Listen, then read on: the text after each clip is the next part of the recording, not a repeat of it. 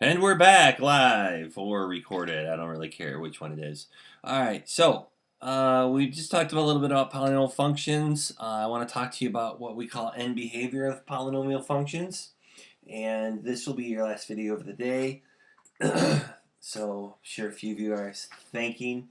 It's the last one. So essentially, end behavior. What we want to do is we want to look at a function, and we want to look at the graph of the function and say, hey, what's going on at the extreme ends? Okay, and so we're going to look first. I'm going to kind of give you some general information, but the more important information is how do we apply this to actual functions and equations. And so we'll talk about that on the next page of describing the end behavior. So first thing I want to just talk about is when a function is what we call an odd function. Okay, so we have a function that's called odd, that we call an odd function, and the leading coefficient is positive. The general form of the graph kind of looks like this. It kind of goes like this, and then it comes back up, and then it goes back down. So think about your cubics that you did in the first exploration, your x to the thirds. All right, and what we want to talk about is we want to talk about the end behavior. We want to talk about what happens right here as this thing keeps moving forward, further down and out, and this one keeps moving up and out that way also. Okay, so what happens as it gets closer and closer to infinities? And so speaking of infinity, let's go ahead and label some things. We know that on the y-axis, if we go up forever, we go to positive infinity. We know that if we go down forever, we're going to go to negative infinity. So I'm going to label those things right there. And same thing here on the x-axis. We know if we go to the right forever, we go to positive infinity. We know if we go to left forever, we end up at negative infinity.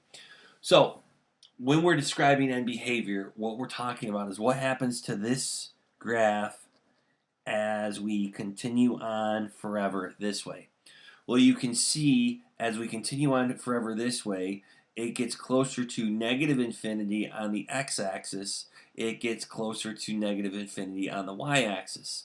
So how we word that, we talk about the y-axis first. So we say f of x, our function. Which way is it approaching the on the y-axis? It's approaching negative infinity as x approaches going this way, negative infinity. So what that means is I move further and further down this piece of the graph.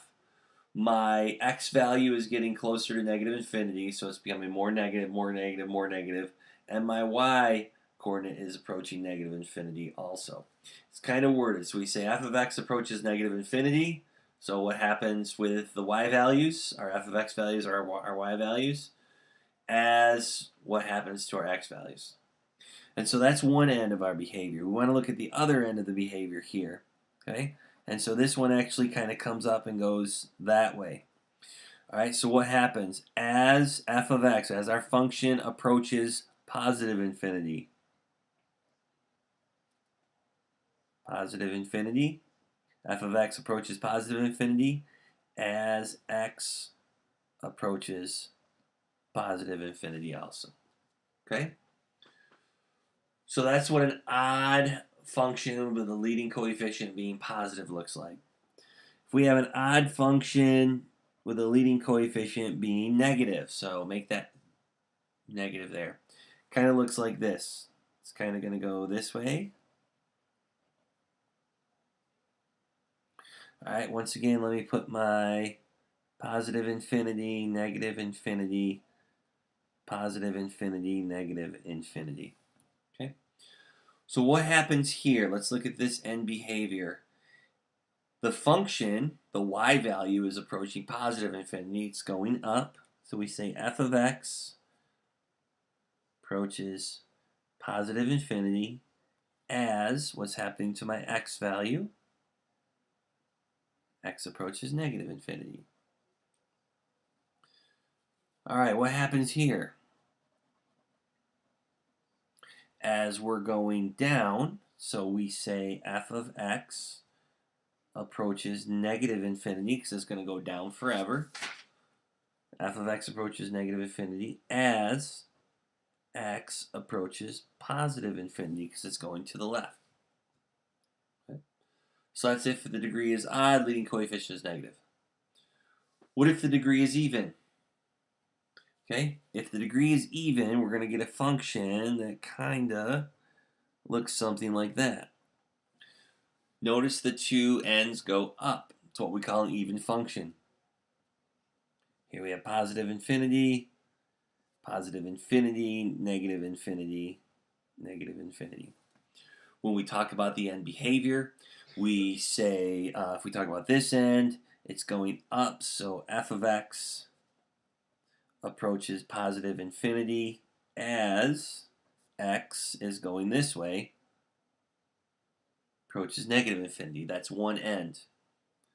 Over here on the other end, f of x, what happens? It goes up. So it goes up towards positive infinity as x, what's happening is going to the left.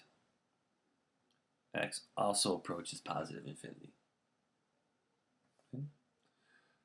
If a function fits this criteria, we call it an even function with a positive leading coefficient. All right, what if we have a negative leading coefficient? Well, what's going to happen? It's going to go downward. Okay, so positive infinity, negative infinity, positive infinity, negative infinity. So what happens to our ends here? So look at right here. As the function goes down forever is negative infinity, as x approaches negative infinity. So really weird way of writing these things down. Okay, so same thing here. On this end, what happens? As the function goes down forever, the function approaches negative infinity as x approaches positive infinity because it's going that way forever.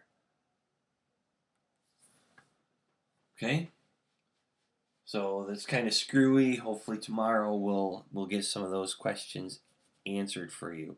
Let's just stop right there. We will pick this up tomorrow right here. And